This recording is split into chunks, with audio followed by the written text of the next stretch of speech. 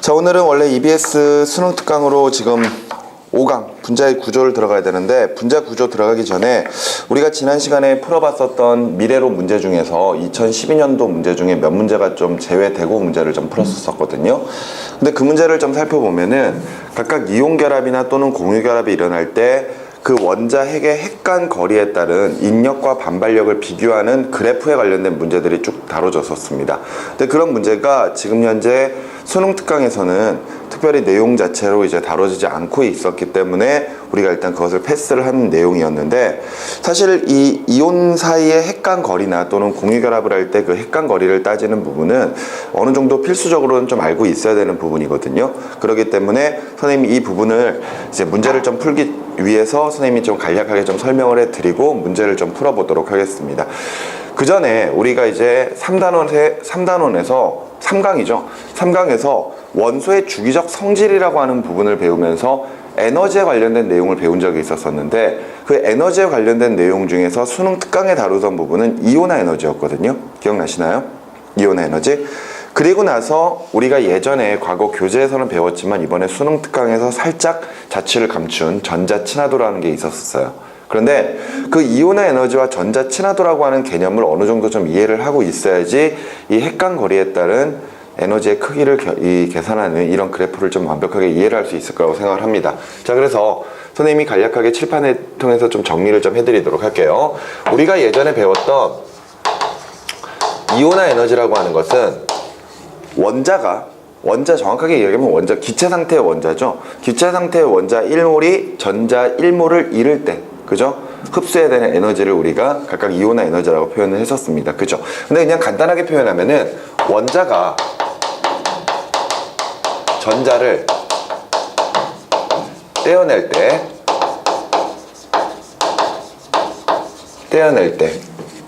이때 흡수하는 에너지예요. 에너지. 그래서 우리가 지난 이 부분을 배우면서 선생님이 이런 표현들을 계속 썼었습니다. 이온화 에너지가 크면은 전자를 떼어내기 어렵다. 반대로 이온화 에너지가 작으면은 전자를 떼어내기 쉽다. 이렇게 표현을 했었었죠. 자, 근데 그와 반대되는 개념이 전자 친화도거든요. 전자 친화도도 기체 상태의 원자 1몰이 전자 1몰을 얻을 때 필요한 에너지입니다. 오케이? 필요하다기보다는 이제 방출하는 에너지 이렇게 표현을 하게 되는데, 이때 전자 친화도를 간단하게 표현하면은 원자가 전자를 얻을 때 방출하는 에너지.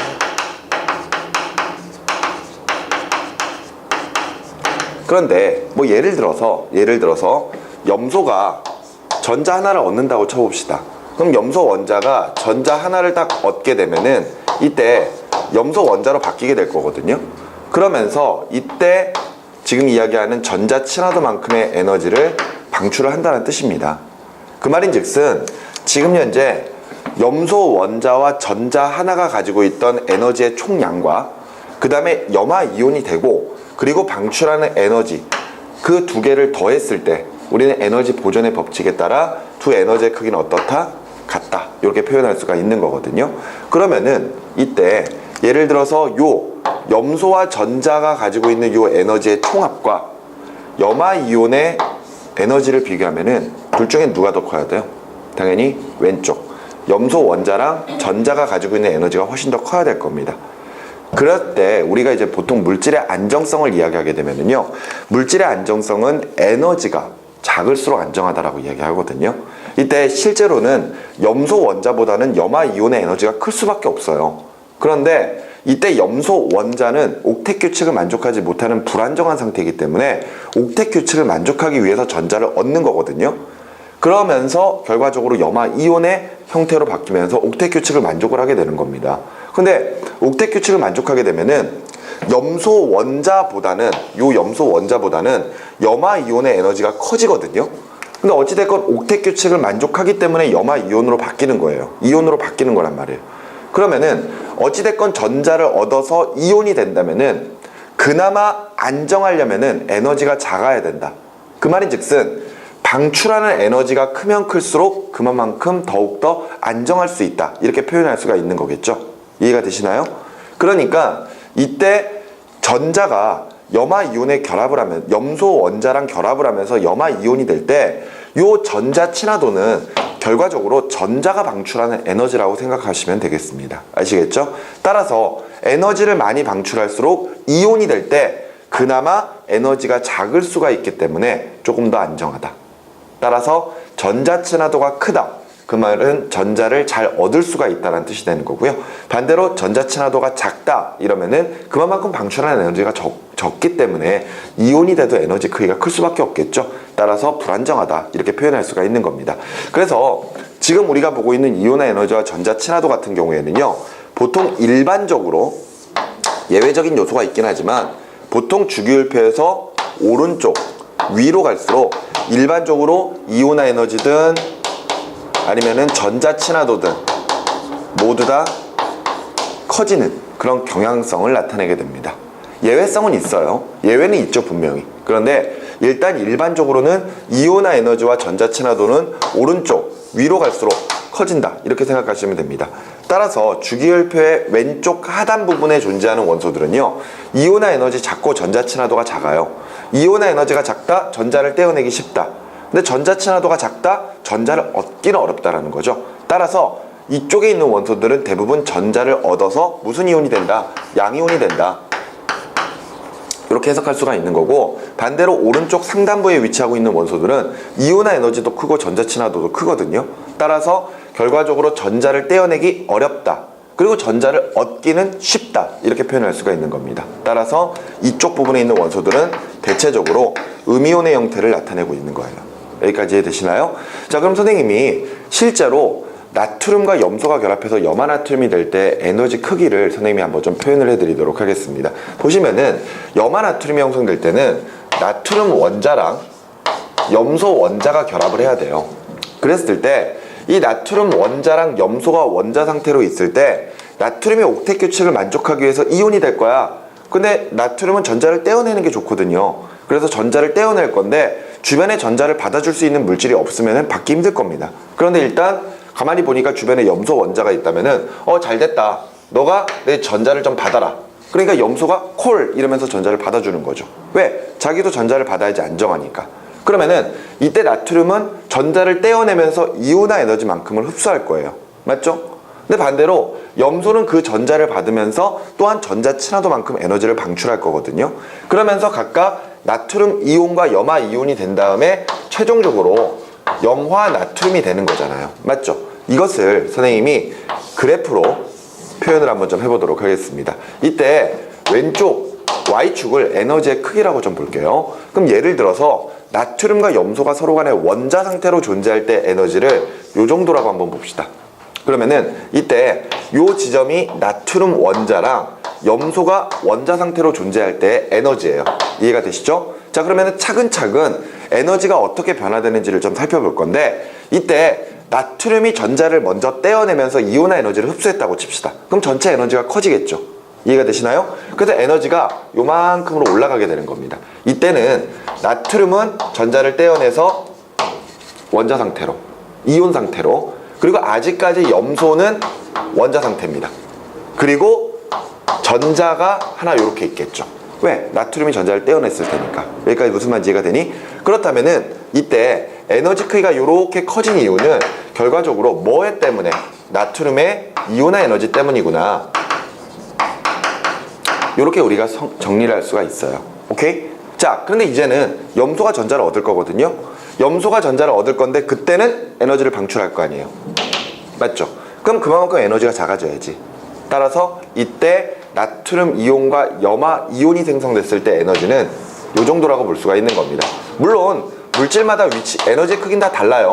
알았죠? 그래서 선생님이 지금 이렇게 표현하고 있는 겁니다. 그러면 이때 이렇게 에너지가 줄어든 이유는 결과적으로 염소가 전자 친화도만큼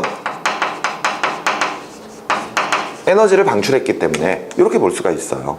여기까지 무슨 말인지 이해가 되나요? 그러면은 지금 현재 나트륨과 염소가 각각 원자 상태로 있을 때보다 서로 이온이 됐을 때 도리어 에너지가 좀 더 커지는 현상이 벌어지죠? 맞죠? 그러면은 사실 옥텟 규칙은 만족하고 있는 건데 얘네들이 에너지가 전체적으로 커졌다면은 그만큼 결과적으로는 불안정할 수밖에 없는 거거든요. 맞죠? 그러다 보니까 조금 더 안정해질 수 있는 방법을 찾기 시작을 하는 겁니다. 그 방법이 바로 우리가 알고 있는 화학결합인 거예요.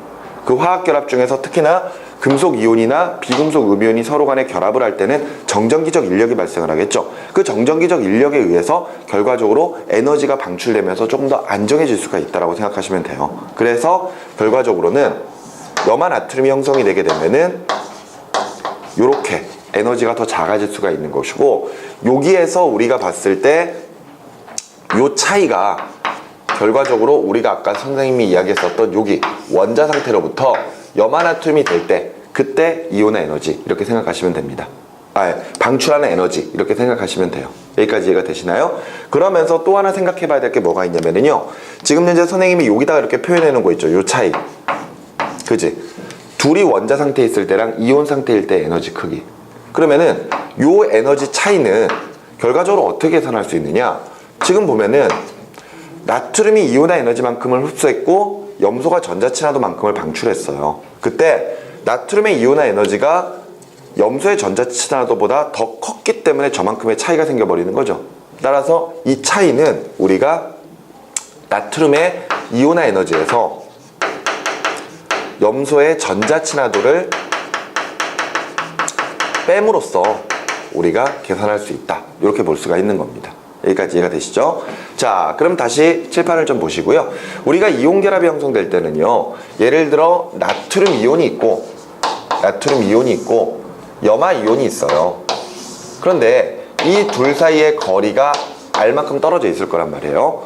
그랬을 때 이 각각의 이온들이 결합하는 것은 정전기적 인력 때문에 결합한다라고 그랬고요. 그 정전기적 인력은 F는 K R의 제곱분의 Q1, Q2로 계산할 수 있다 그랬죠? 이때 Q1과 Q2는 각각 나트륨이나 염소가 가지고 있는 전하량이라고 생각하시면 됩니다. 맞죠?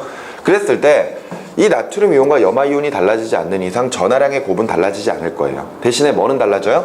거리는 달라질 수 있죠. 그지? 거리가 가까워집니다. 거리가 가까워지면 가까워질수록 그만큼 정전기적 인력은 어떻게 된다? 커진다. 오케이? 그런데 이렇게 얘네들이 서로 간에 가까워지는 과정에서 결과적으로 얘네들이 에너지를 방출하게 되는데 그 방출량과 거의 비례관계라고 보시면 돼요. 그러니까 정전기적 인력이 강해지면 강해질수록 그만큼 더 에너지 방출량은 많아진다. 오케이? 그럼 더 안정해진다는 이야기네요. 그러니까 서로 간의 거리가 가까워지면서 무한대만큼 떨어져 있던 지점부터 계속해서 가까워지면서 에너지를 방출해서 얘네들이 염화 나트륨을 형성할 때, 그지? 그때 요 에너지를 방출하는 이유가 바로 요 정전기적 인력 때문이다, 이렇게 생각을 하시면 되겠습니다. 여기까지 이해되셨나요? 자, 그러면 이제부터 문제를 통해서 봤던 그 그래프를 칠판에다가 좀 표현하면서 이 설명을 좀 해드릴 텐데요. 자, 보면은 그래프가 어떤 식으로 나와 있냐면요, 그래프의 X축은 핵간거리입니다. 핵간거리. 그리고 지금 현재 Y축은 에너지의 크기거든요. 그런데 여기가 이제 기준 0이에요. 자, 사실 이때 나트륨 이온이나 염화 이온이 각각 이온 상태로 존재할 때 그 에너지가 있을 거 아니에요. 요 에너지가 분명히 어느 정도 값을 나타내고 있을 거거든요. 근데 그 값을 우리가 기준 삼아서 그냥 0이라고 한번 해보도록 하겠습니다. 아시겠죠? 그러면은 이때 나트륨 이온과 염화 이온은 지금 현재 에너지 크기가 0이라고 기준을 잡을 수가 있는 거예요. 그런데 나트륨과 염소가 원자 상태로 있으면 그거보다 에너지가 더 작은 거지. 마이너스 값을 나타내는 거야. 마찬가지로 염화 나트륨도 마이너스 값을 나타내고 있는 거고요. 오케이? 자, 그랬을 때 핵간거리가 거의 무한대에 가까운 지점에서 각각 나트륨 이온과 염화 이온이 서로 간에 에너지 크기를 0이라고 잡을 겁니다. 그러니까 여기에 있는 거예요. 여기에. 여기 지점에 나트륨 이온과 염화 이온이 이렇게 존재하고 있는 겁니다. 오케이?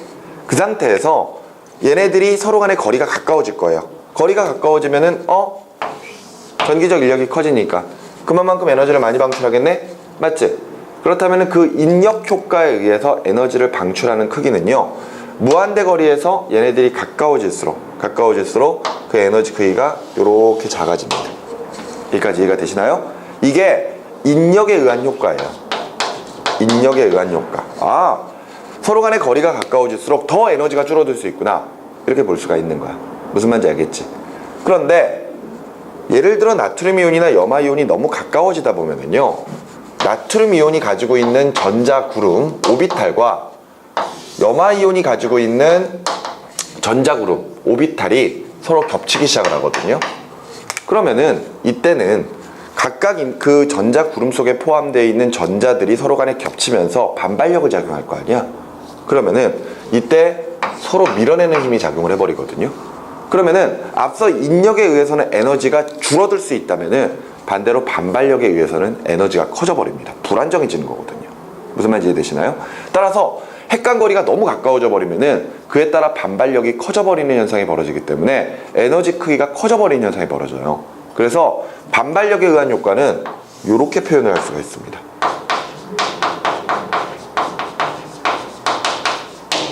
오케이?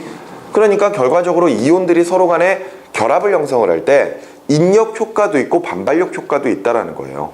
오케이? 근데 저 두 가지의 에너지 크기를 모두 감안해서 하나의 그래프로 표현을 해보면은 그래프가 이런 식으로 나올 수가 있는 거죠. 오케이? 지금 보시는 이 노란색 그래프로 나타날 수가 있는 겁니다. 그러면 이때 거리가 점차 가까워지면서 에너지 크기가 전체적으로 줄어들고 있다는 것은 인력 효과와 반발력 효과 중에서 누가 더 큰 영향을 미치고 있다. 인력 효과가 더 큰 영향을 미치고 있다. 그런데 어느 시점부터 다시 에너지가 커져버리는 것은 뭐가 효과가 더 크다? 반발력 효과가 더 크다. 그 말인즉슨 여기 에너지 크기가 가장 작아지는 요 시점의 핵간거리를 R0라고 했을 때 이 R0보다 거리가 가까우면 반발력 효과가 큰 거고 R0보다 거리가 멀면은요 인력 효과가 더 큰 거예요. 그러면서 R0인 요 지점은 결과적으로 인력 효과와 반발력 효과가 어느 정도 균형을 이루고 있다. 이렇게 볼 수 있거든요. 그러면서 가장 에너지가 작아진 거잖아요. 그러니까 원래 나트륨 이온과 염화 이온이 요 지점에 있고 이때 요 지점까지 가는 동안 에너지를 요만큼 방출한 거지? 맞지? 그러면서 요 지점이 가장 에너지가 작기 때문에 요 지점에서 NaCl 염화 나트륨을 형성을 하면서 두 나트륨 이온과 염화 이온 사이의 핵간거리는 바로 R0를 딱 유지를 해버리는 거죠. 여기까지 이해가 되십니까? 오케이. 이게 바로 우리가 문제를 통해서 보는 그래프예요.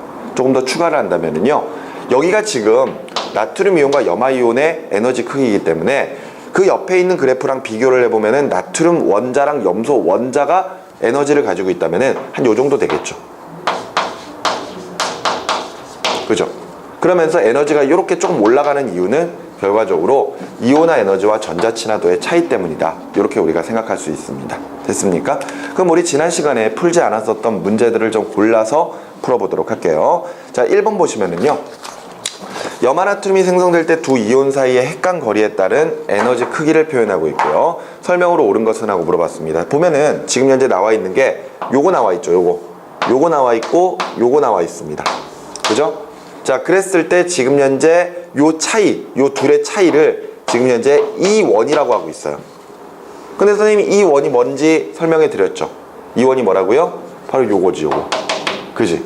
나트륨이 이온화 에너지를 흡수하고 염소가 전자 친화도만큼을 방출했을 때 그 차이를 이야기하는 거잖아요. 맞죠? 그러니까 지금 현재 E1은 결과적으로는 염화 나트륨이 그러니까 나트륨 원자랑 염소가 이온이 될 때 각각 흡수하는 이온화 에너지와 그 다음에 염소의 전자 친화도의 차이만큼이구나. 이렇게 생각할 수가 있을 겁니다. 자, E2는요. 요 크기죠. 요 크기. E2는 이온 상태에서 이온 결합 물질이 만들어질 때 그만큼 방출하는 에너지의 크기예요. 맞죠?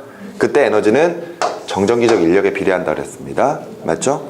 자, 그러면서 핵간거리는 R0라고 이야기하고 있고요. 자, 1번 문제는 조금 문제 난이도가 좀 높습니다. 알겠지? 잘 보시기 바라요. 자, 이에 대한 설명으로 옳은 것만을 보기 위해서 있는 대로 옳은 것은 하고 물어봤는데 먼저 기억해.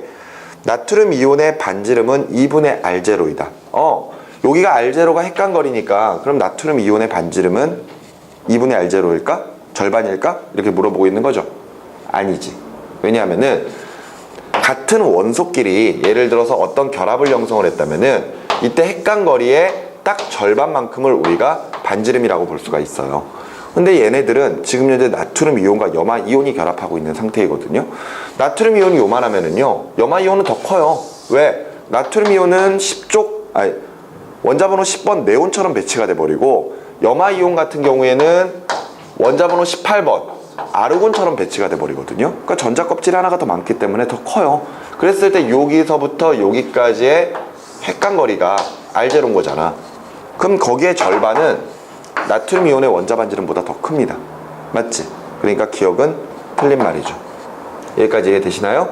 자, 그 다음에 이제 두 번째, LiCl이 형성될 때 이 원은 커진다 그랬거든요. 그러면은 지금 현재 이 원이라고 하는 것은 앞서 이야기했던 것처럼 나트륨 이온과 염화 이온의 그 각각 이온화 에너지와 전자 친화도의 차이거든요. 맞죠? 여기다 다시 한번 좀 정리를 해볼까요? 이 원은 나트륨의 이온화 에너지에서 염소의 전자 친화도를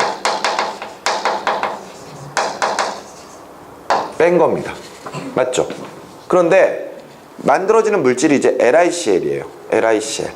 그러면은 염소는 그대로인데 뭐만 바꾸겠다? 리튬만 바꾸겠다라는 거죠. 그치? 그럼 리튬의 이온화 에너지에서 염소의 전자 친화도를 빼주면 되겠네요. 여기까지 이해가 됩니까? 그게 이원일 거 아니야. 그런데 어찌됐건 염소의 전자 친화도는 달라지는 거 없어요. 근데 나트륨의 이온화 에너지랑 리튬의 이온화 에너지 한번 생각해 볼까요? 우리 주기율표상에서 이온화 에너지는 오른쪽 위로 갈수록 커진다 그랬습니다. 리튬은 여기에 있고요, 나트륨은 여기에 있단 말이에요. 둘 다 일족 원소야.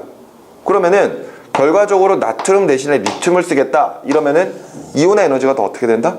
커진다.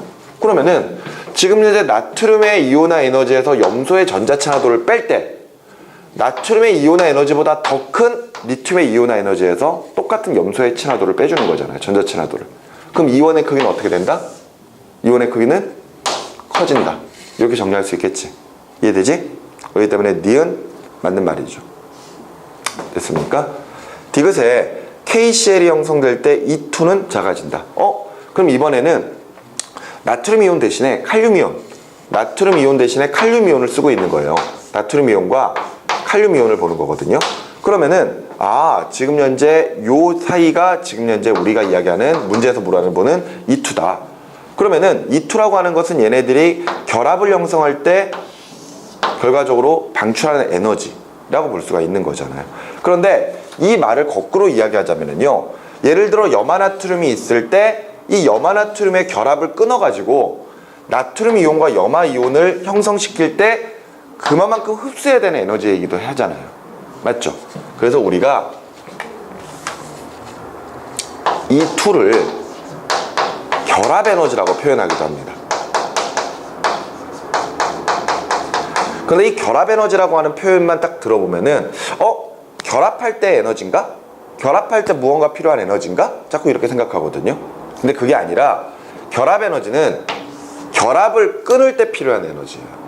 그러니까 염화나트륨의 결합 에너지 이러면은 염화나트륨의 이온 결합 물질을 결합을 끊어가지고 이온 상태로 바꿀 때 필요한 에너지예요. 그러면은 에너지가 여기서부터 여기까지 높아져야 되잖아.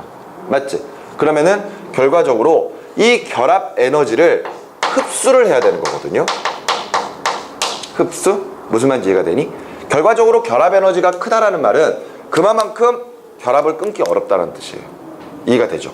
근데 그 결합을 끊기 어렵다는 얘기는 그 사이에 정전기적 인력이 크다라는 거거든요. 무슨 말인지 이해가 되니? 따라서 우리는 지금 현재 NaCl과 KCl을 봤을 때 바로 저 정전기적 인력의 크기가 누가 더 클까? 이것만 비교하면 되는 거예요. 무슨 말인지 아시겠죠? 그러면은 자, 얘네들의 전하량은 각각 나트륨 이온과 염화 이온은 일가양이온, 일가음이온입니다. 그런데 칼륨 이온도 일가양이온, 일가음이온이거든요. 그럼 전하량의 곱은 똑같아요. 그럼 뭐만 차이가 있겠어? 거리랑만 차이가 있겠지. 이해가 되니? 아까 선생님이 나트륨 이온이 요만할 때 염화 이온이 요만하다라고 이야기했거든요. 맞죠? 그럼 핵간거리 R0는 여기서부터 여기까지예요. 맞죠? 그런데 염화이온은 그대로 쓰는데 대신에 뭘로 바꿔? 칼륨이온으로 바꿀 거 아니야. 그러면은 나트륨이온 같은 경우에는 원자번호 10번 네온처럼 배치가 되지만 칼륨은 원자번호 18번 아르곤처럼 배치가 될 거 아니에요. 그러면서 염화이온과는 등전자 이온이니까, 그지? 등전자 이온이니까 염화이온이 조금 더 큰 형태를 나타내겠죠. 하지만 분명한 것은 나트륨이온보다는 클 겁니다. 맞죠? 염화이온은 뭐 그대로 올 거고요. 맞지?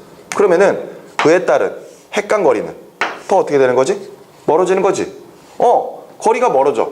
거리가 멀어지면은 그만큼 정적이적 인력은 작아져야죠. 이해가 되시나요? 따라서 나트륨 이온과, 그러니까 염화나트륨과 염화칼륨 사이의 그 화학결합의 크기, 결과적으로 정전기적 인력은 염화나트륨이 더 큽니다.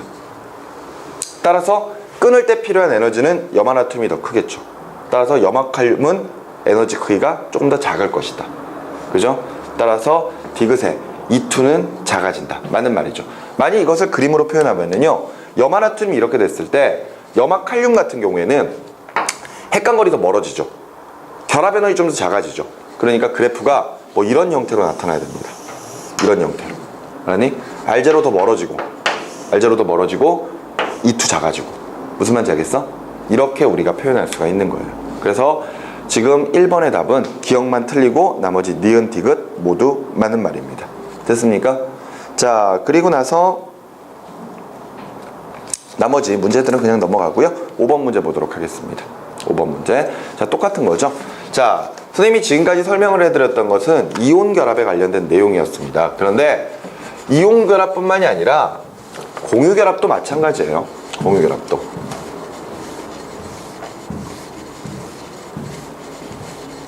예를 들어서 두 개의 수소 원자가 서로 간의 옥텟 규칙을 만족하기 위해서 공유 결합을 형성합니다. 그러면서 무한대 거리로부터 서로 가까워지면서 공유 결합을 형성할 수 있으면 에너지의 크기가 작아져요. 안정해진다는 거죠. 그런데 너무 가까워져 버리면요, 전자구름이 겹치면서 그에 따라 반발력 때문에 에너지가 커지는 현상이 벌어지게 되어 있습니다. 알겠죠? 그 말인즉슨 지금 우리가 좀 전에 봤었던 요 그래프랑 동일하게 그래프를 표현할 수 있다는 거예요. 자, 핵간거리고요. 요 지점을 수소 원자가 각각 무한대 거리만큼 떨어져 있는 상태라고 봅시다. 알겠죠? 그러면은 거리가 가까워질수록 에너지가 작아져야 되죠? 그런데 너무 가까워져 버리면 에너지가 커진다. 그래서 그래프가 이런 식으로 나타나게 되는 거죠. 오케이? 그랬을 때 이렇게 가까이 갈수록 에너지가 작아지는 이유는 인력 효과가 더 크기 때문에. 그러면서 이 지점을 기준으로 해서 에너지가 커지면은 반발력 효과가 더 커지기 때문에 이렇게 생각하면 되겠고요. 이 사이의 거리를 R0라고 한다면은 R0에서 에너지를 요만큼 방출하면서 뭘 만들겠구나? 수소 분자를 만들겠구나. 이렇게 생각할 수 있습니다. 됐죠? 자, 지금 보면은 5번의 그림은 수소 분자, 그 다음에 HX, HY의 분자 내 핵간 거리에 따른 에너지를 나타낸 것이고, 이에 대한 설명으로 옳은 것은 하고 물어봤거든요. 자, 일단 기준은 수소 분자가 있고요. 나머지 HX나 HY는 뭔지 모릅니다. 대신에 X랑 Y는 할로젠 원소라는 거 가르쳐 줬거든요. 맞죠? 그러면은 뭐 예를 들어서 HX나 HY가 될 수 있는 할로젠 원소들은 플로린, 염소, 브로민, 아이오딘 이런 것들이 있을 거 아니에요. 맞죠? 그랬을 때 생각을 해보세요. 같은 수소 원자랑 결합을 했을 때 분자가 되면은 핵간 거리는 결과적으로 결합하는 할로젠 원소의 크기가 크면 클수록 그만큼 핵간 거리가 더 멀어지겠죠. 이해되지?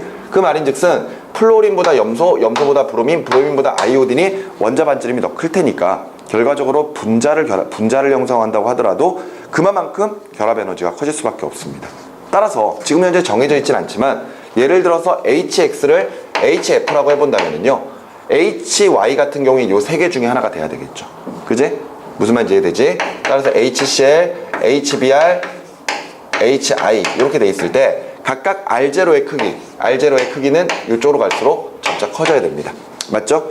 그렇다면 지금 현재 HX랑 HY 중에서는 HX가 더 작기 때문에 뭐 이쪽으로 갈수록 hx에 가깝다는 이야기고 이쪽으로 갈수록 hy가 가깝다는 이야기가 되겠죠. 됐니? 자, 설명으로 옳은 것 가보자. 기억. 전기 음성도는 x가 y보다 더 크다. 자, 볼래요? x랑 y가 뭔지는 몰라요. 근데 예를 들어서 hf를 hx라고 할 거야. 그러면 이때 hcl 같은 경우가 hy가 될 수 있죠. 근데 물어보는 것은 각각 x랑 y의 전기 음성도거든요. 예를 들어 HCl이 HX라고 쳐도 나머지 HBr이나 HI가 HY가 될 거 아니에요. 맞죠? 근데 전기 음성도는 주기율표상에서 오른쪽 위로 갈수록 커지죠.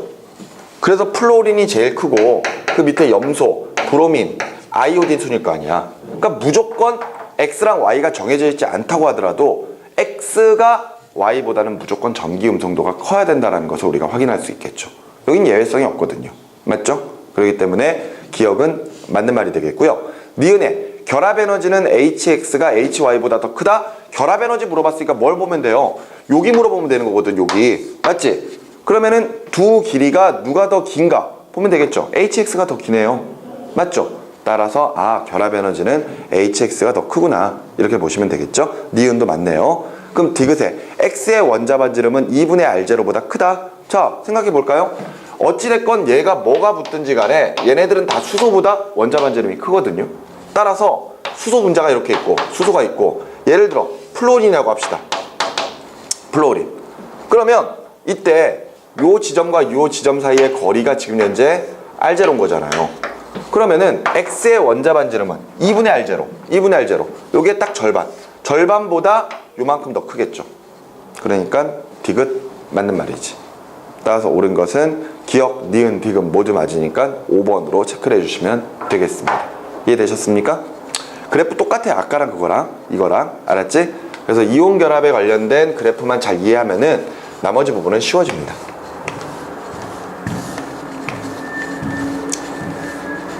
자, 그리고 나서 6번 문제도 계속해서 가도록 할게요. 자, 그러니까는 이온 화합물에서 핵간 거리 R에 따른 에너지를 나는 이온 화합물 A부터 C 중에 녹는 점을 나타내고 있는 것이고 각각 NaF, NaCl, NaBr 중에 하나이다. 이렇게 되어 있습니다. 자, 이번에 이온 결합 물질이에요. 그래프가 그런 상태에서 지금 녹는 점은 A가 가장 높고 B, C 순으로 갈수록 점점 작아지거든요. 그러면 보자고요. 이때 얘네들의 녹는 점을 비교를 해보면은 모두 다 1가 양이온, 1가 음이온의 조합입니다. 맞죠? 그러면은 얘네들의 정전기적 인력 F는 K, R의 제곱분의 Q1, Q2에서 지금 현재 Q1과 Q2의 곱이 동일하거든요. 그러면 뭐에 의해서 힘이 달라진다? 핵간 거리에 따라 달라진다. 이때 나트륨은 동일하지만 플로린, 브로민, 아이오딘으로 점점 가면 갈수록 아이오딘이 아니군요. Cl, Br. 맞지? 플로린, 염소, 브로민으로 점점 가면 갈수록 원자 반지름이 점점 커질 거 아니에요. 따라서 핵간 거리가 커질수록 그만큼 힘이 작아질 것이다. 그 말인즉슨 녹는 점 NP는요 NAF가 제일 크고 NaCl, NaBr로 갈수록 점점 작아져야 되겠죠. 따라서 이게 A고 요게 B고 요게 C구나 이렇게 볼 수가 있겠지. 됐니? 자, 그럼 설명으로 옳은 것 가보죠. 기억. R0는 A가 가장 클까요? 아니죠. R0는 C가 가장 커야 되겠죠. 그 다음에 니은에 E는 B가 A보다 크다. 결합 에너지잖아. 맞지? B랑 A랑 비교해야 되거든. 결과적으로 녹는 점이 높다라는 것은 그만큼 결합 에너지가 크다라는 뜻이잖아요. 따라서 A가 더 커야죠. 그러니까 니은도 틀린 말이네요. 디귿의 C는 녹는 점은 C가 NaI보다 높다. 자, NaI 여기 안 나왔지만 NaI는 아이오딘이 브로민보다 더 원자 반지름이 크기 때문에 그지? 녹는 점은 더 낮아지겠죠. 따라서 옳은 것은 디귿밖에 없습니다. 여기까지 이해되셨죠? 자, 이렇게 해서 우리가 지난 시간에 2012년도에 나왔던 문제 중에서 지금 현재 이온 결합이나 또는 공유 결합에서 핵간 거리에 따른 에너지 크기를 비교하는 문제들을 좀 풀어봤습니다.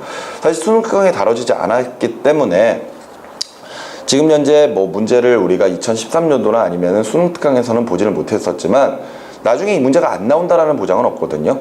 따라서 선생님이 지금 설명을 해드렸던 이 내용들을 좀 잘 기억을 좀 해두셨으면 좋겠습니다. 아시겠죠? 자, 그러면은 칠판 정리를 좀 하고요. 그 다음에 다시 수능 특강으로 들어가도록 하겠습니다. 자, 페이지 119쪽에 분자 구조 5강 들어가도록 하겠습니다. 자, 이 분자 구조는 기존에 이제 학생들이 처음 배우는 단원이라면은 상당히 좀 이제 외울 것도 많고, 뭐 예를 들어서 분자 구조 모형을 실제로 보면서 우리가 이제 이야기를 이 내용들을 정리를 하고 뭐 그런 시간을 가지겠지만, 뭐 예전에 기존에 화학 1을 배운 학생들, 그리고 이제 수능을 준비하고 있는 학생들이라면은 뭐 당연히 분자 구조 정도까지는 뭐 별 문제 없이 진행을 해야 되는 부분이고요. 실제로 내용들 되게 많은 것처럼 보이지만 사실 금방 끝날 수가 있는 부분들입니다. 인정을 못할 수도 있어요. 하지만 이 분자 구조 같은 경우에는 거의 이제 뭐 몇 가지만 암기를 하면은 문제가 다 풀려지는 그런 부분이거든요. 다만 외우지 않으면은 문제를 못 푸는 부분이기 때문에 이해보다는 암기에 좀 집중을 해 주시기 바랍니다. 알겠죠? 근데 뭐 암기라고 해봤자 몇 개 없어요. 오케이? 분자 각도, 분자 구조 외우는 것밖에 없기 때문에 뭐 크게 어렵지는 않을 겁니다. 자, 일단 5강의 분자 구조 부분을 볼 건데, 분자 하면은 당연히 비금속 원소 간의 공유결합을 통해서 만들어진 형태, 이렇게 먼저 생각이 나야 되겠죠? 그지? 자, 그랬을 때 이런 분자의 구조를 결정하는 요소는, 분자 구조를 결정하는 요소는요, 결과적으로 그 원소들이 서로 간에 공유결합을 하면서 분자를 형성할 때 몇 개의 공유결합을 하느냐, 즉 공유전자쌍을 몇 개를 만드느냐, 또는 중심 원자가 공유결합에 참여하지 않는 전자들, 즉 원자과 전자 중에서 2개씩 짝지어서 만들어낸 비공유 전자쌍이 몇 개냐, 그거에 따라서 우리가 이제 각각 분자 구조가 결정이 된다, 이렇게 이야기하고 있거든요. 이랬을 때 그 분자 구조를 결정하는 이론이 바로 전자쌍 반발의 원리입니다. 우리가 전자를 2개씩 묶어서 이야기를 하고 있지만 결과적으로 전자들은 서로 간에 마이너스 힘을 띠고 있을 거거든요. 따라서 반발력이 작용할 수밖에 없어요. 그렇다면은 어찌됐건 안정하기 위해서 공유 전자쌍을 만들고, 그 외부에는 또다시 비공유 전자쌍이 있을 수 있겠지만 어찌됐건 전자쌍들끼리는 반발력이 존재하니까 최대한 멀리 떨어져 있으려고 할 거거든요. 즉 그렇게 최대한 멀리 떨어져 있으려고 했을 때 결과적으로 분자의 구조가 결정이 되는 것이고, 그 반발력을 우리가 살펴본다면은 분자 구조가 어떻게 될 것이다, 이렇게 예측할 수가 있다라는 겁니다. 그것을 설명하는 게 바로 이 전자쌍 반발의 원리예요. 쉽게 이야기하자면은 전자쌍이 어떤 위치에 놓여야지 최대로 멀어질 수가 있는가, 이렇게 생각할 수가 있는 거지. 이때 기본적인 개념은 이렇게 생각하시면 됩니다. 자, 정육면체가 있어요. 정육면체가 있는데, 이때 저 정육면체 가운데에 원자가 들어가 있습니다. 그러면 우리가 알고 있는 일반적인 원자들이라면요, 옥텟 규칙을 만족하기 위해서 공유결합이든 비공유결합이든, 공유전자쌍이든 비공유전자쌍이든 결과적으로 전자쌍을 4개를 만들어야 되거든요. 맞죠? 그 4개를 만든다라는 게 쉽게 말해서 전자쌍당 2개의 전자가 있으니까 총 8개의 전자를 가진다라는 이야기잖아요. 맞죠? 그러니까 이때 전자쌍을 4개를 가지게 됐을 때 그 4개를 평면상에 배치를 하는 게 아니라 요 육각형의 각각 꼭지점에다가 배치를 해주는 거죠. 그러면 그 전자쌍들끼리 서로 간의 반발력이 모두 동일하다고 했을 때 과연 어느 위치에 전자쌍들이 놓이면은 최대의 각도로 최대한 멀리 떨어질 수 있겠는가, 이걸 보는 겁니다. 오케이? 자, 예를 들어서 하나의 전자쌍이 여기에 있어요. 오케이? 그러면 또 다른 전자쌍이 대각선 위치에 놓이고, 또 다른 전자쌍이 얘랑 또 대각선의 위치에 놓이고, 또 다른 전자쌍이 얘랑 또 대각선의 위치에 놓이고, 이런 식으로 놓이면 된다는 거죠. 그러면 어느 부분을 봐도 모든 전자쌍들끼리는 항상 두 변의 길이만큼 떨어져 있게 됩니다. 그러면은 이것이 결과적으로 최대의 각도를 나타낼 수가 있는 그런 구조거든요. 그래서 이런 식으로 가운데 원자가 있는 상태에서 정육각형의 꼭지점에 전자쌍이 위치한다면은 각각 대각선의 위치에 있는 요 지점들에 각각 놓일 수가 있겠구나, 이렇게 이제 생각을 하시면 되겠습니다. 무슨 말인지 아시겠죠? 그런데 이때 이런 전자쌍들이 공유 전자쌍이냐 비공유 전자쌍이냐에 따라 가지고 서로 간에 작용하는 반발력의 크기가 조금씩 달라요. 앞서 선생님이 요 지점에 전자쌍이 존재한다라고 이야기했을 때는 모든 전자쌍 사이의 반발력이 동일할 때를 이야기했거든요. 근데 만일 전자쌍 중에서 공유 전자쌍도 있고 비공유 전자쌍도 있다면은 그 사이에서의 반발력은 조금 달라질 수 있다라는 겁니다. 이때 정리를 해보자면은 이때 비공유 전자쌍과 비공유 전자쌍 사이에 반발력이 있을 수가 있고요. 비공유 전자쌍과 공유 전자쌍 사이에 반발력이 있을 수 있습니다. 그 다음에 마지막으로 공유 전자쌍과 공유 전자쌍 사이에 반발력이 있겠죠. 이랬을 때 반발력의 크기는 비공유 전자쌍끼리가 가장 크고요. 그 다음에 비공유, 공유 전자쌍, 그 다음에 공유 전자쌍 사이의 반발력이 가장 작습니다. 오케이? 이해되시죠? 자, 일단은 우리 교재를 보면서 전자쌍 반발의 원리를 다시 한번 좀 정리를 할 건데, 이 첫 번째 내용 나와 있는 게 전자쌍 반발의 원리에 대한 개념이 나와 있고요. 두 번째 보시면은 중심 원자에 있는 전자쌍의 수에 따라 전자쌍의 배열이 달라지며 이에 의해 분자의 구조가 결정이 된다. 이러면서 전자쌍의 수가 2개냐, 3개냐, 4개냐 거기에 따라서 각각 지금 배열이 되어 있는 겁니다. 선생님이 아까 좀 전에 그림을 그려놨던 이 형태가 바로 전자쌍이 4개가 있는 구조예요. 오케이? 전자쌍이 4개가 있는 구조이고, 이것을 다시 그림으로 표현하면은 어떤 원자가 있고 그 원자가 전자쌍을 만들어낼 때 손을 뻗었다라는 개념으로 본다면은 손을 이렇게 뻗는 거죠. 그래서 실제 만들어지는 형태가 삼각뿔이에요. 정사면체 구조. 오케이? 이런 식의 구조를 만들어낼 수가 있는 거거든요. 근데 거기에 나와 있는 것처럼 만일 전자쌍이 2개라면은요, 하나의 원자가 이렇게 배치가 되어 있는 상태에서 두 전자쌍이 최대한 멀리 떨어질 수 있는 구조는 서로 간에 완전히 반대편에 놓일 때일 거 아니에요. 그죠? 그러니까 두 사이의 각도가 180도가 될 때 최대로 멀리 떨어질 수가 있을 겁니다. 맞죠? 그럼 얘네들의 형태는 결과적으로 일직선 상태가 되기 때문에 우리가 이것을 직선형이라고 표현하게 되는 거죠. 자, 그런데 만일 어떤 원자가 공유 전자쌍이든 비공유 전자쌍이든 전자쌍의 개수가 3개밖에 없다. 이러면 그때 최대로 멀어질 수 있는 각도는 바로 평면 상태에서 정삼각형을 만들어내는 구조입니다. 오케이? 그러면 이때 각각 요 사이의 각도가 180도가 아니 180도가 아니다. 120도가 되었을 때가 최대로 멀리 떨어질 수 있는 각도가 될 9.5도가 나온다. 이렇게 표현하면서 얘네들의 형태를 우리가 사면체 구조다 또는 뭐 정사면체 구조다 이렇게 이제 표현을 하게 되는 거죠. 여기까지 이해되셨습니까? 일단 기본적으로는 여기서부터 시작을 한다고 보시면 돼요. 여기서부터 시작을 하고요. 이때 전자쌍의 수가 2개냐, 3개냐, 4개냐에 따라 기본적으로 이런 형태들을 갖추게 될 겁니다. 밑에 보시면은 탐구자료 살펴보기에 전자쌍의 수에 따른 전자쌍 배열에 풍선 같은 형태로 가지고 표현을 해놓은 게 있는데, 2개가 있으면, 전자쌍이 2개밖에 없으면 직선형, 그 다음에 3개가 있으면 평면삼각형, 4개가 있으면은 사면체 구조. 그지? 이런 식의 형태들을 풍선 모형으로 표현을 해 놓았습니다. 자, 넘어가시면은요, 전자쌍 반발력의 크기가 나와 있고요. 선생님이 앞서 이야기했던 것처럼 전자쌍 반발력의 크기는요, 비공유 전자쌍 사이의 반발력이 가장 크고 비공유, 공유 전자쌍, 공유 전자쌍과 공유 전자쌍 사이의 반발력으로 갈수록 점차 작아진다. 이렇게 이야기가 되어 있습니다. 맞죠? 그러면서 우리는 결과적으로 이런 전자쌍 반발의 원리에 따라 분자 모양이 어떻게 될 것이며 각각 그 분자들이 만들어졌을 때 결합각이 몇 도가 되느냐, 그것을 우리가 중점적으로 좀 살펴보게 될 겁니다. 무슨 말인지 알겠죠? 자, 그러면은 계속 내려가서 120쪽의 중간부터 보시면은요, 분자의 구조에서 이제 드디어 분자 구조에 대한 정리가 좀 나와 있는데요. 자, 여기서 한번 우리가 분자 구조들을 차례대로 한번 쭉 정리를 해보도록 합시다. 알겠죠? 자, 제일 먼저는 이원자 분자예요. 이원자 분자는 원자가 2개로 구성된 분자 형태를 이야기하는 거죠. 그랬을 때 대표적으로 수소 분자 같은 경우에는 수소 원자 사이에 공유결합이 하나만 있습니다.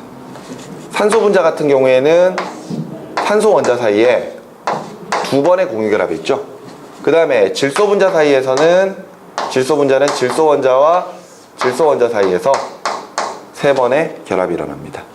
아니면은 동일하지 않은 두 원자 사이에서도 결합이 일어날 수가 있죠. 예를 들어서 염화수소 HCl 같은 경우에는 수소 원자가 있고 염화이온이 있을 때 이렇게 한 번 결합이 이루어져 있을 거거든요. 그런데 이 원자 분자는 분자의 형태를 봤을 때 그 사이의 결합이 단일이든 이중이든 삼중이든 또는 다른 원자라 결합하든 항상 직선형을 나타내게 돼 있습니다.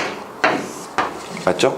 따라서 이 원자 분자는 어떤 분자든지 간에 직선형의 구조를 나타내며 이때 결합각은 결과적으로 요 사이에 이거잖아요.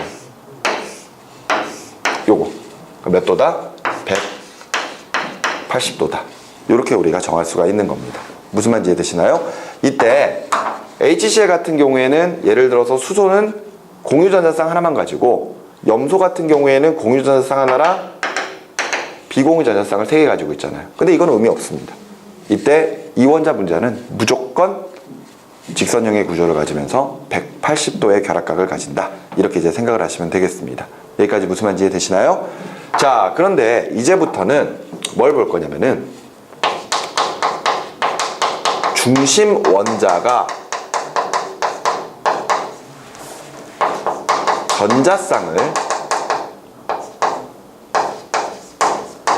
2개만 가지는 경우, 2개만 가지는 경우, 이 경우를 볼게요. 이때 어떤 분자를 보다 보면은 그 분자의 가운데 쪽에 원자가 배열되어 있을 수가 있습니다. 그 원자를 우리가 이제 중심 원자 이렇게 표현하고 있거든요.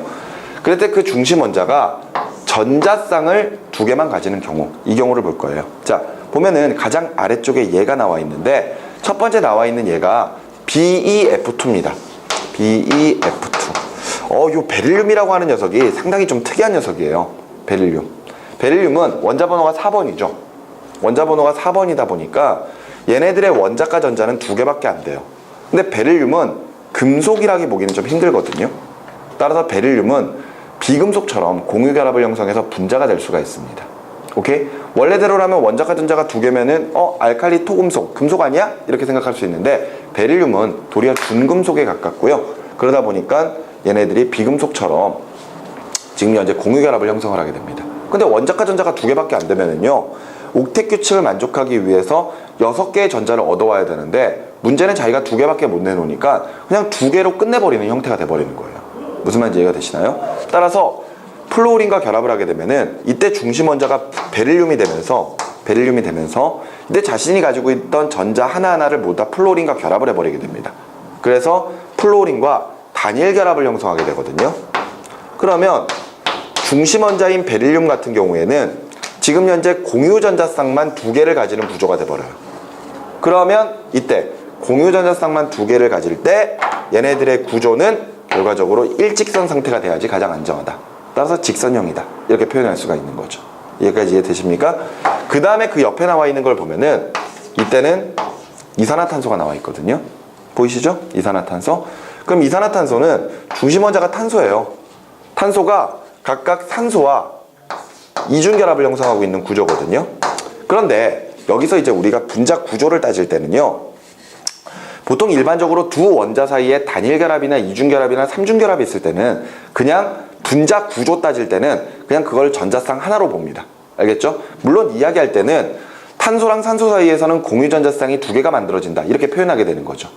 그런데 분자 구조를 따질 때는 중심 원자 탄소가 산소 2개와 각각 전자쌍을 형성하고 있다. 결합을 형성하고 있다. 이렇게 이야기해 버리거든요. 따라서 그냥 단일이든 이중이든 삼중이든 그냥 하나의 결합으로만 보세요. 무슨 말인지 알겠죠? 그러면은 탄소 같은 경우에는 각각 산소와 2개의 공유전자쌍을 만들긴 하지만 그냥 여기에 결합 하나, 여기에 결합 하나가 있는 거예요. 그러면 구조는 직선형이 나오게 되는 거죠. 여기까지 이해가 되시나요? 그 옆에 보시면 HCN이라고 하는 물질이 있습니다. 이름은 시아나와 수소인데 이름은 중요하지 않아요. 중심 원자는 탄소입니다. 탄소가 손을 4개를 뻗을 때 그 중에 수소 하나와는 단일 결합을, 그리고 질소랑은 삼중 결합을 하는 형태거든요. 그러면 이때도 역시 결합은 단일이든 이중이든 삼중이든 신경 쓸 필요 없습니다. 결합은 하나, 두 개를 가지고 있는 거예요. 그러면 이때는 역시 구조가 일직선이 되는 거죠. 여기까지 이해되시나요? 따라서 지금 현재 중심 원자가 전자쌍을 두 개만 가지는 경우, 여기서 이제 전자쌍을 두 개를 가진다, 이 말은 결과적으로 결합이 두 번 이루어지느냐, 이 이야기를 한다라고 보시면 돼요. 그러면 이때는 항상 무슨 형? 직선형의 구조를 나타내면서 결합각은 당연히 요 결합각, 요 결합각, 요 결합각일 거 아니야. 몇 도? 180도가 돼야 되는 거죠. 됐어요? 무슨 말인지 이해되시죠? 오케이. 자, 그러면 넘어가셔서 121쪽 보시면은 이번에는 중심 원자가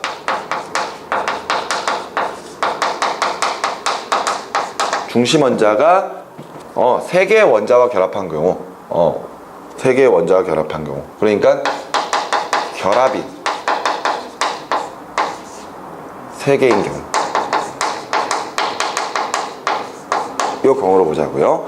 대표적인 예가 제일 첫 번째로 나와 있는 평면삼각형 구조를 나타내는 BF3죠. 아까 베릴륨이 굉장히 특이한 녀석이라고 했는데 붕소도 굉장히 특이한 녀석이죠. 붕소도 원자번호 5번이다 보니까 원자과 전자가 3개밖에 안 돼요. 맞죠? 그런데 이때 붕소도 공유결합을 형성을 할 때 옥텟 규칙을 만족하려고 하면은 5개의 전자를 얻어야 되지만 결과적으로 자신이 3개밖에 가지고 있지 않기 때문에, 그지? 결합을 3번만 하고 끝내버립니다. 따라서 플로린 같은 경우와 결합을 한다면은 붕소는 각각 플로린 하나씩과 단일 결합을 형성하면서 이런 구조를 나타내버리게 돼요. 그러면은 전자쌍 3개 있으면 이런 구조일 거 아니야. 맞지? 따라서 지금 현재 얘네들의 형태는 보시는 것처럼 이렇게 삼각형의 구조를 나타내게 되거든요. 그러니까 이런 구조를 우리가 평면 삼각형이라고 표현하게 되는 거죠. 됐어요? 그 옆에 보시면은요, BCl3 나와 있네요. BCl3. 근데 BCl3 같은 경우에는 플로린 대신에 염소만 붙었다고 생각하면 되는 거잖아. 그러니까 똑같은 구조라는 거죠. 됐지? 또 그 옆에 보시면은 CH2O가 있어요. CH2O가. 근데 중심 원자는 탄소입니다. 탄소인데 이때 탄소가 각각 두 개의 수소와는 단일 결합을 형성을 하는데 이렇게 산소와는 이중 결합을 형성하거든요. 그러니까 결합이 하나, 둘, 세 개밖에 없는 거지. 이해되니? 따라서 구조도 역시 마찬가지로 이렇게 삼각형이 될 수가 있습니다. 여기까지 이해되시나요? 그런데 여기서 이제 조금 조심하셔야 될 게 뭐냐면요, 우리가 이제 BF3 같이 중심 원자가 동일한 원소들과 결합되어 있는 상태라면요, 얘네들을 평면 삼각형이라고 부르면서 요때 요 결합각이 120도라고 이야기를 하거든요. 그런데 요거 CH2O 같은 경우에도 실제로 이제 구조는 삼각형 구조죠. 평면 삼각형 구조. 그러니까 구조는 평면 삼각형 구조가 맞아요. 무슨 말인지 이해되시죠? 둘 다 평면 삼각형 구조입니다. 단 이때 결합각을 물어보거든요. 예를 들어서 요 사이의 결합각 알파, 요 사이의 결합각 베타, 이렇게 물어보게 됩니다. 그러면 일단 중심 원자가 결합을 3번 했으면은 얘네들은 모두 다 평면 삼각형 구조야.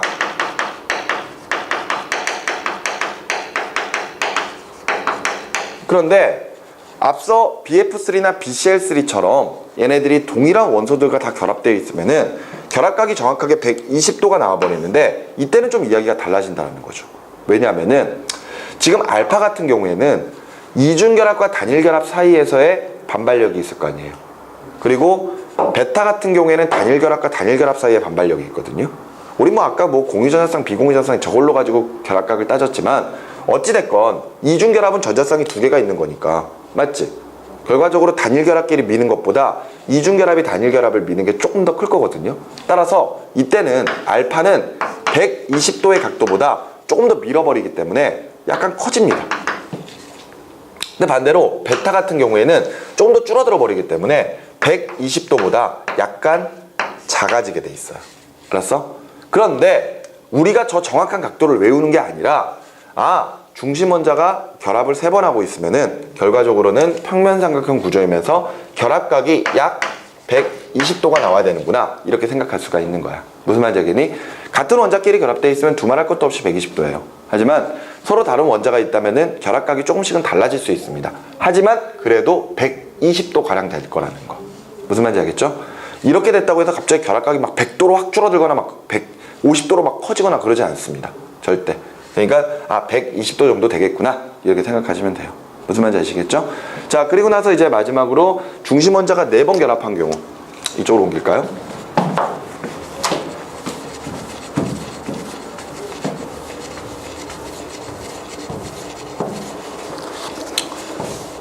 중심 원자가 결합을 4번 하는 경우를 볼게요.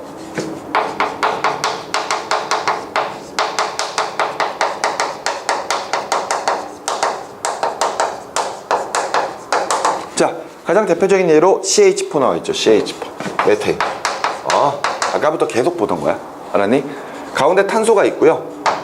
탄소가 손을 4개를 뻗어서 수소를 붙잡고 있습니다. 근데 우리가 구조식을 이렇게 그리기는 하지만 실제로 이런 구조인가요? 아니죠. 선생님이 아까 뭐라 그랬어요? 분자 구조는 정육면체 구조를 생각해라. 그죠? 가운데 탄소가 이렇게 있으면은 수소가 여기에 배치가 되어 있는 구조예요. 오케이? 그래서 실제로 탄소가 있으면은 수소 이렇게 배치가 되어 있고 얘네들이 이런 식으로 형태를 만들어 나간단 말이에요. 이렇게. 알았니?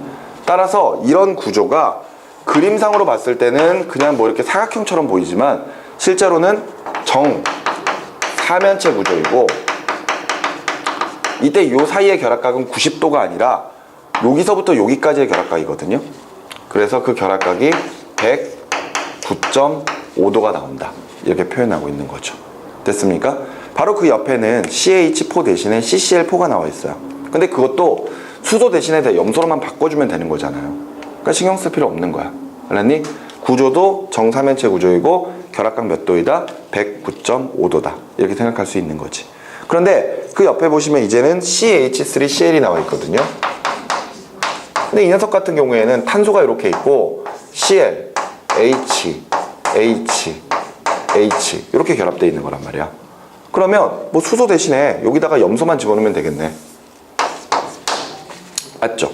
그런데 이때는 정사면체라고 하지 않고 사면체 구조라고 이야기한단 말이야. 왜냐면은 이때 염소가 수소를 미는 힘이 조금 더 강합니다. 그러다 보니까 실제로 얘네들이 약간 안쪽으로 찌그러지는 형태가 되는 거예요. 아래쪽으로. 무슨 말인지 알겠어? 그러면 예를 들어 요 사이의 결합각을 알파, 요 사이의 결합각을 베타 이렇게 표현한다면은 알파는 109.5도보다 약간 커지는 거죠. 좀 더 세게 미니까. 근데 반대로 베타 같은 경우에는 109.5도보다 약간 작아지는 현상이 벌어지는 겁니다. 그래도 뭐라고? 109.5도. 그래서 중심 원자가 결합을 4번 한다 이러면은 일단은 정사면체 구조야. 그러면서 결합각이 109.5도가 나와야 돼. 이렇게 생각하시면 됩니다. 여기까지 이해되셨죠? 오케이. 자, 물론 원자 종류가 달라지면은 정사면체 구조라고 하진 않을 겁니다. 하지만 어찌됐건 전체적인 구조상으로는 사면체 구조에 가까워요. 정사면체 구조에 가까워야 되고요. 결합각이 109.5도 가량이 나와야 된다는 거. 그렇게 해석을 하시면 되겠습니다. 이해되셨죠? 오케이. 자, 지금까지 해서 일단 전반적인 내용들을 좀 살펴봤고요. 이제는 뭘 살펴볼 거냐면요. 자, 넘어가서 페이지 122쪽 보시면은요. 우리가 지금까지는 중심 원자가 결합만, 그러니까 이게 결합이라고 하는 게 단일 결합이든 이중 결합이든 삼중 결합이든 뭐 그거랑 상관없이 결과적으로 결합만 다 하고 있는 거거든요. 그 말인즉슨 중심 원자가 비공유 전자쌍을 하나도 안 가지고 있는 구조를 나타내고 있는 거예요. 오케이? 그러니까 예를 들어 우리가 지금까지 봤었던 것은요. 중심 원자가 비공유 전자쌍을 하나도 가지고 있지 않은 겁니다. 알았어? 그랬을 때 결합을 한 번 하면은 얘네들은 다 뭐야? 얘네들은 이원자 분자지. 그치? 그러면 얘네들의 구조는 직선형이 나죠. 각도 몇 도? 180도. 이렇게 정리할 수 있는 거죠. 자, 이번에 결합을 2번 하면은요. 결합을 2번 하면은 얘네들 역시 마찬가지로 형태는 직선형이죠. 몇 도? 180도. 결합을 3번 하면은 얘네 구조는 평면삼각형.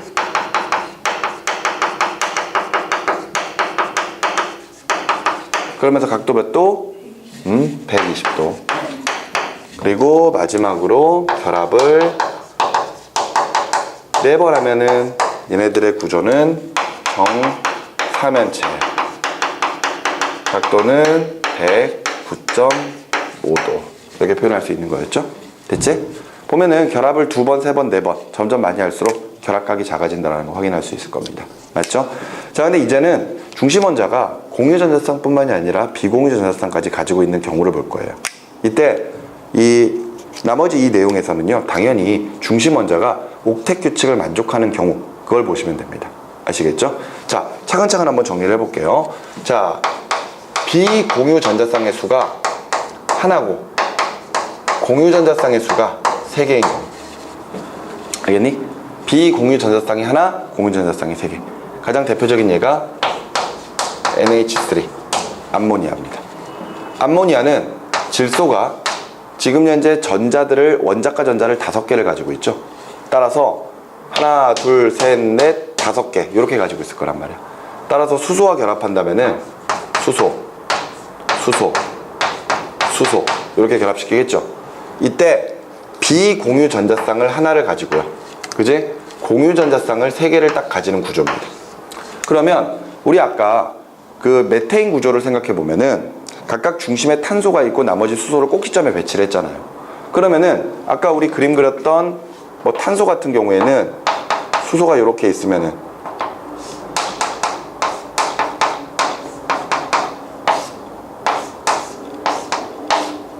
이렇게 구조가 있을 때 요것만 없애버리면 되는 거잖아. 수소 하나만. 맞지? 그러면은 질소 같은 경우에는 질소 원자가 있고 수소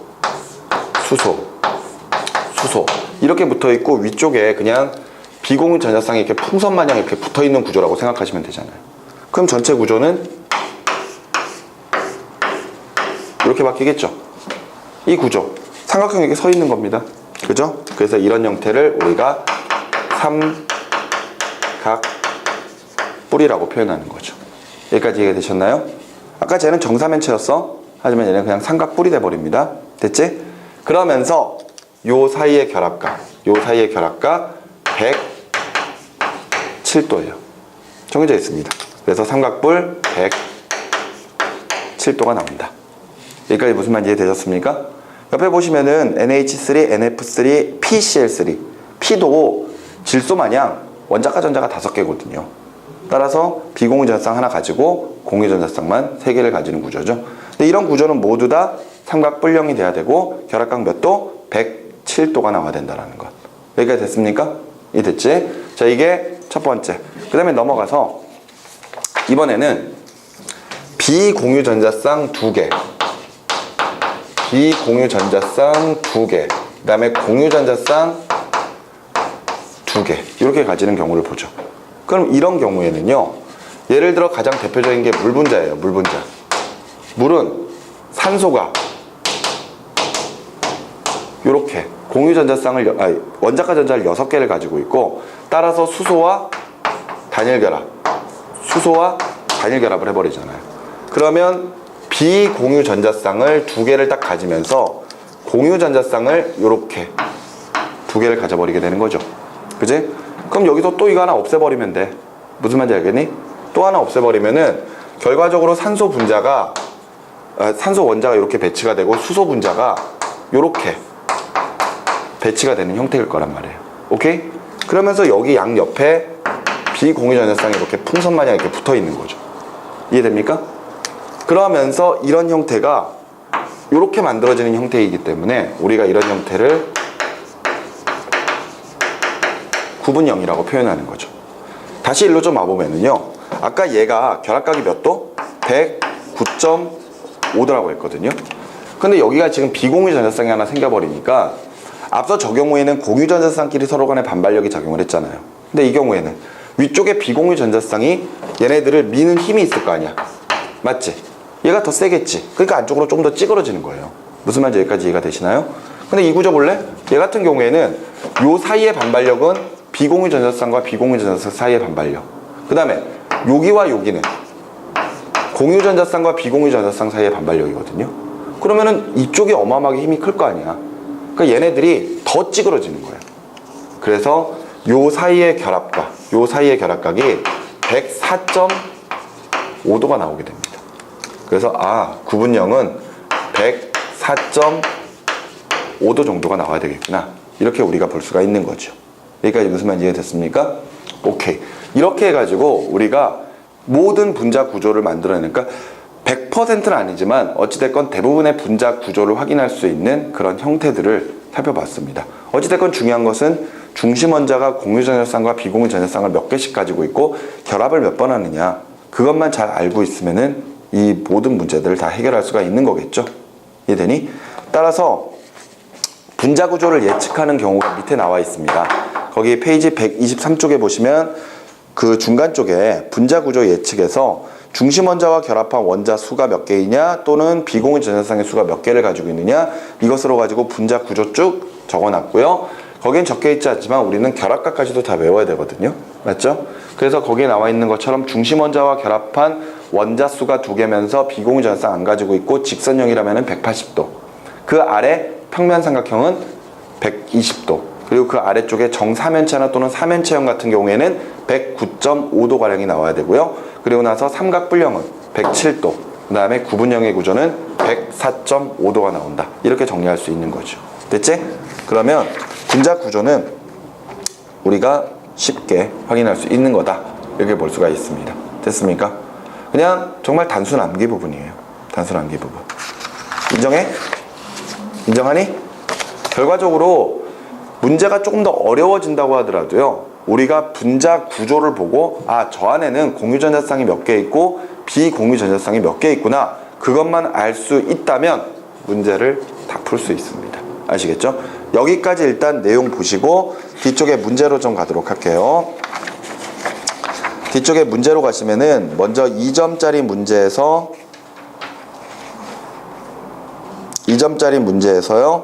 1번부터 5번까지. 오케이? 2점짜리 문제 1번부터 5번까지. 그 다음에 뒤로 쭉 넘어가서 3점짜리 문제 중에서요. 3점짜리 문제 중에서 1번 빼고요. 그 다음에 2번. 그 다음에 2번, 4번.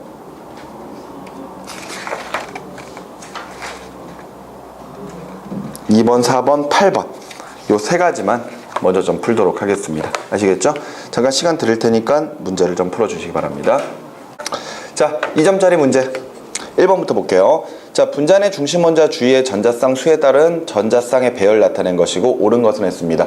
전자쌍이 결합이 두 번밖에 없으면은 직선형, 3번이면은 평면 삼각형, 4번이면은 정사면체 구조를 나타내는 거죠. 자, 그랬을 때 설명으로 옳은 거 기억. 중심 원자 주위의 전자쌍의 수가 많을수록 결합각은 작다. 보면은 결합각이 결합 수가 많아질수록 결합각이 작아지잖아요. 그죠? 그러니까 기억 맞는 말이고, 니은에 NH3 암모니아에서 질소 주위의 전자쌍 배열은 나와 같다 그랬습니다. 아니죠. 왜냐하면은 지금 보고 있는 이 결합은 비공유 전자쌍 없이 결합만 3번 하고 있는 구조거든요. 근데 암모니아는 비공유 전자쌍 하나를 가지고 있어야 된단 말이에요. 따라서 형태가 삼각뿔이 되니까 다른 거죠. 그 다음에 디귿에 다해서 비공유 전자쌍이 2개이면은 분자는 입체 구조이다. 자, 결합이 4번 일어나는데 그 중에 비공유 전자쌍이 2개가 있다? 그러면 공유 전자쌍이 2개 있다는 이야기죠. 물분자와 같은 구분형의 구조를 나타내야 됩니다. 그런데 보시면은 물분자처럼 구분형의 구조를 나타낼 때는 평면에다가 모든 원자들을 다 배열할 수 있거든요. 따라서 평면 구조가 돼야 됩니다. 그렇기 때문에 옳은 것은 기억 하나만 맞는 이야기가 되겠네요. 계속해서 2번에 전자쌍 수에 따른 분자 구조고, 위 자료를 이용하여 분자 구조를 예측할 때 구조가 서로 같지 않은 것끼리 같은 것끼리 바르게 짝지어지지 않은 것은 하고 물어봤습니다. 볼게요. H2O, 그 다음에 OF2입니다. 자, 빠르게 분자 구조만 그려보면서 이야기하겠습니다. H2O는 말 그대로 구분형이죠. 그리고 OF2도 수소 대신에 플로린 결합한 구조라고 보면 되니까 동일한 구조지. 구분형이고요. 그 다음에 BeF2, BeCl2. 둘 다 베릴륨이 각각 플로린 2개 또는 염소 2개 이렇게 붙여있는 구조니까 분자 구조는 직선형으로 동일하게 나타날 겁니다. 자, 그 다음에 3번 같은 경우에는 암모니아. 질소가 비공유전자쌍 하나에 공유전자쌍 3개 삼각불의 형태를 나타내게 될 거고요. 마찬가지로 인도 염소와 결합할 때 비공유전자쌍 하나, 공유전자쌍 3개, 비공유전자쌍 하나. 따라서 둘 다 삼각불의 형태가 돼야 되겠죠. 자, 그 다음에 4번 보면은 NF3랑 BF3 나와 있는데, NF3는 앞서 우리가 암모니아 구조 살펴봤던 것처럼 질소가 플로린과 각각 단일 결합이 되어 있는 상태지만 비공유 전자쌍을 하나 가지고 있는 상태예요. 하지만 BF3 같은 경우에는 B가 플로린과 단일 결합만 하고 있는 구조죠. 따라 삼각불이고 얘는 평면 삼각형이니까 틀린 구조가 되겠네요. 나머지 5번의 CH3와 CH4와 그 다음에 CCl4. 그러면은 둘 다 탄소가 수소 또는 염소와 공유 전자쌍만 4개 만드는 구조니까 모두 다 정사면체 구조가 나타나야 됩니다. 답을 4번으로 체크하면 되겠죠. 자, 계속 이어서 3번에 두 가지 분자의 루이스 전자점식을 나타낸 것이고 공통적인 성질로 옳은 것은 했습니다. 결과적으로 요거랑 그 다음에 요거 이야기하고 있는 거죠. 그죠? 이때 우리가 분자 구조를 따질 때는요, 중심 원자가 가지고 있는 공유 전자쌍의 수와 비공유 전자쌍 수를 보거든요. 따라서 수소 같은 경우에는 비공유 전자쌍이 없지만 플로린 같은 경우에는 비공유 전자쌍이 있습니다. 하지만 분자 구조에는 영향을 끼치지 않아요. 아시겠죠? 자, 설명으로 공통적인 성질로 옳은 것, 입체 구조이다. 얘네 둘 다 무슨 구조? 정사면체 구조입니다. 따라서 입체 구조가 되겠죠. 그 다음에 니은의 무극성 분자이다. 얘네들 모두 다 무극성 분자죠.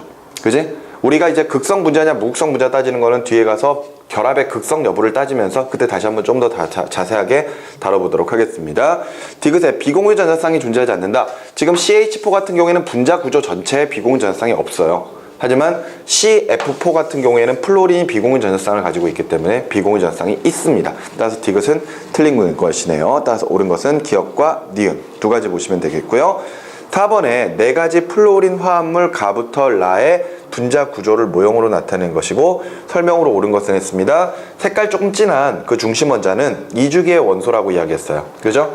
따라서 첫 번째 구조는 가운데 이 녀석이 들어가 있고 양 옆에 지금 현재 이렇게 붙어있는 직선형의 구조가 나타나야 되니까 양쪽 끝에 플로린이 결합한 상태에서 중간에 베릴륨 같은 것들이 이렇게 들어가면 되겠죠. 그지? 이때 플로린은 무조건 단일 결합밖에 못하니까 모든 결합이 다 단일 결합이라고 생각하셔야 됩니다. 그렇다면 중심 원자는 결과적으로 원자과 전자가 2개밖에 없는 BE 이런 구조 생각해야 되겠죠. 나 같은 경우에는 중심 원자가 있고 단일 결합으로 이렇게 2개가 붙어 있단 말이죠.